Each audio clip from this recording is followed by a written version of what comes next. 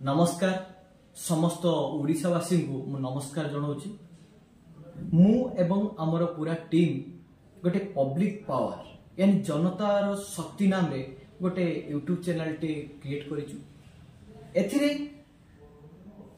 ए channel खोलिबार अभिप्राय होउची लोक मानकु जागृत करिबा, कोनटा भूल कोनटा ठीक ताकू आपनको सामना को आनिबा एवं समस्त भल मंदरे साथ दबा होची आमर लक्ष्य। तेणु आपण माने जदि चाहूचंती ओडिशा को उन्नति करिया पाई, गरीब लोग को साथ दबा पाई, तेणु आम सहित सामिल हुंतु।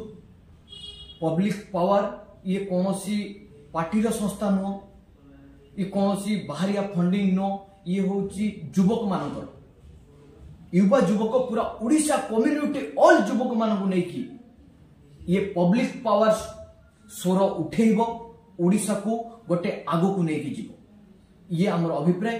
तेणु आपण मानकु अनुरोध ये चैनल को आपण लाइक शेयर सब्सक्राइब करंतु एवं बहुत मात्रा रे शेयर करी ओडिशा रो समस्त युवा पीढ़ी मानक पाखरे याको पहुंचांतु एवं आम सहित कम्युनिटी रे जोड़ी हुंतु एवं आमे समस्त मिसिकी ये पॉलिटिकल पाखर आरंभ करके जते भ्रष्टाचार घटुची ताकू केमिति चेंज करिबा तार अभिप्राय करिबा एवं निश्चय युवा पीढ़ी जते बेले जोड़ी हे जिवे निश्चय आम ओडिशा चेंज हबो।